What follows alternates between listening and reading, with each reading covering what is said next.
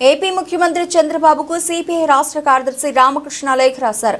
2024-25 ఏడాదికి కేంద్ర ప్రభుత్వం ఏపీకి ఇచ్చిన నిధులకు సంబంధించి శ్వేతపత్రం విడుదల చేయాలని లేఖలో ఆయన కోరారు. రాష్ట్రానికి రావాల్సిన 3,324 కోట్ల రూపాయలు తగ్గిన మాట నిజమా కాదా అని ఆయన ప్రశ్నించారు. గత ఏడాది కన్నా ఈ ఏడాది నిధుల రాక తగ్గిందని అన్నారు. వాస్తవాలను వెల్లడించకుండా ఏపీకి 3 లక్షల కోట్ల రూపాయలు ఇచ్చామని కేంద్ర హోంమంత్రి అమిత్ షా చెప్పడం దారుణమని అన్నారు. విశాఖ స్టీల్ ప్లాంట్ కు 17,000 కోట్ల రూపాయలు అప్పులు ఉన్నాయని కేంద్రం చెబుతోందని, అలాంటప్పుడు కేవలం 11,500 కోట్ల రూపాయల ప్యాకేజీ ఇవ్వడం వల్ల సమస్య పరిష్కారం కాదని రామకృష్ణ అన్నారు. ప్లాంట్ను కాపాడుకోవడానికి శాశ్వత పరిష్కారం చూపించి సొంత ఇనుము గనులు కేటాయించాలని కోరారు. సెయిల్లో విలీనం చేయాలని ఆయన సూచించారు. విశాఖ ఉక్కు ప్రైవేటీకరణ ఆగదనే అనుమానాలు తమకు ఇప్పటికీ ఉన్నాయని తెలిపారు.